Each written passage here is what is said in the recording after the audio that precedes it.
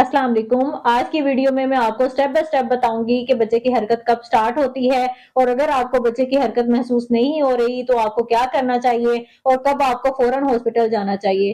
क्योंकि बहुत सारी ख़वातीन हमारे पास आती हैं और कहती हैं कि डॉक्टर साहबा मुझे बच्चे की हरकत महसूस नहीं हो रही थी और जब मैंने अल्ट्रासाउंड करवाया तो मुझे पता लगा कि बच्चा डेड हो चुका है। और बहुत सारी ऐसी ख़वातीन भी आती हैं जो रेगुलर चेकअप के लिए आती हैं और उनको जब उनका अल्ट्रासाउंड किया जाता है तो उनका बच्चा डेड होता है।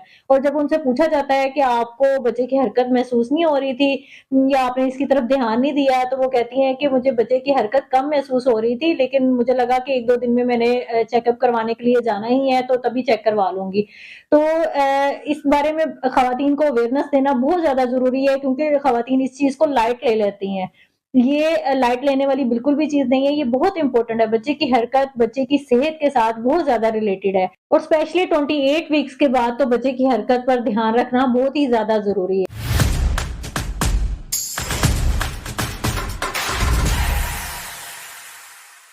बच्चे की हरकत आम तौर पर 16 से 22 हफ्ते के दरमियान महसूस होना शुरू हो जाती है, लेकिन अगर आपकी पहली प्रेगनेंसी है तो 20 से 22 हफ्तों के दरमियान भी आपको बच्चे की हरकत महसूस होना शुरू हो सकती है।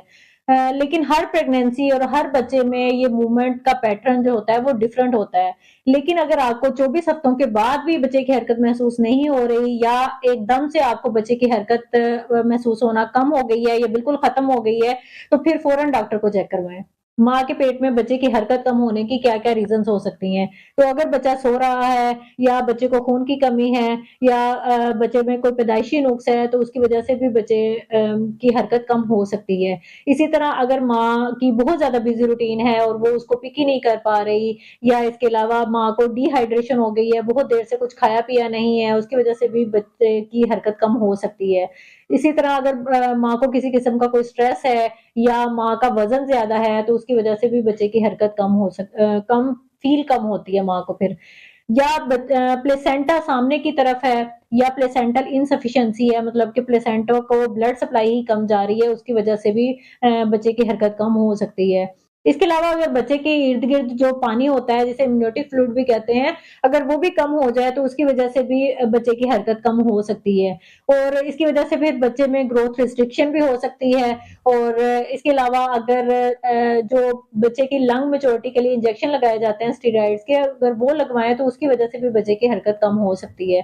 अगर इसके अलावा माँ कोई सेडेटिंग ड्रग्स ले रही है, जैसे बेंज़ोडाज़ेपिन्स वग़ैरह तो उसकी वज़ह से भी बच्चे की हरकत कम हो सकती है। अगर आपको बच्चे की हरकत महसूस नहीं हो रही, तो फ़ौरन कुछ ना कुछ खाएँ और पानी पिएँ और इसके अलावा आप कोई जूस भी ले सकती हैं और करवट के बल लेट जाएँ।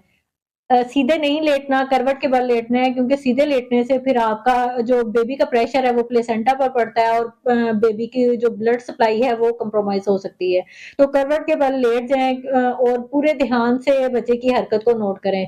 क्योंकि अक्सर ऐसे होता है कि बच्चा हरकत कर रहा होता है लेकिन जो मदर्स हैं वो अपनी बिज़ी रूटीन की वज़ह से उसको नोट नहीं कर पा रही होती हैं। तो आपने करवट के बल लेट जाना है और पूरे ध्यान से बच्चे की किक्स को नोट करना है। अगर आपको 1 घंटे के अंदर 2 से 3 बार बच्चे की किक महसूस होती है, तो ये बिल्कुल नॉर्मल है।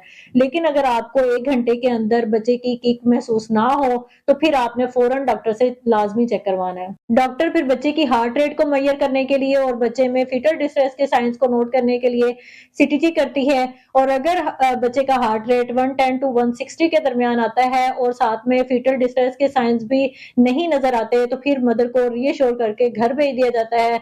लेकिन अगर सीटीजी में फ़ीटल डिस्ट्रेस के साइन शो होते हैं तो फिर रेडियोलॉजिस्ट से एक अल्ट्रासाउंड करवाया जाता है बायोफिजिकल प्रोफाइल के नाम से। तो बायोफिजिकल प्रोफाइल में मुख्तलिफ चीज़ें देखी जाती हैं और अगर उसमें पॉजिटिव साइन्स नज़र आते हैं तो फिर मदर को रीअश्योर करके घर भेज दिया जाता है। लेकिन अगर उसमें भी फ़ीटल डिस्ट्रेस के साइन शो होते हैं तो फिर इमरजेंसी सी सेक्शन भी करना पड़ सकता है ताकि बच्चे को माँ के पेट के अंदर फ़ौत होने से बचाया जा सके। क्योंकि अगर आप सी सेक्शन से बच्चा उस टाइम निकाल लेते हैं तो फिर बच्चे के बचने के ज़्यादा चांसेस हैं एज़ कम्पेयर टू कि वो बच्चा माँ के पेट के अंदर ही रहे। तो अगर आज की मेरी वीडियो आपको कुछ इन्फॉर्मेटिव लगी हो और कुछ हेल्पफुल हुई हो तो please like, share and subscribe my channel और अगर आपका इसके बारे में कोई भी क्वेश्चन हो तो आप कमेंट बॉक्स में मुझसे पूछ सकती हैं और अपना बहुत सारा ख्याल रखिएगा, दुआ में याद रखिएगा। अल्लाह हाफ़िज़।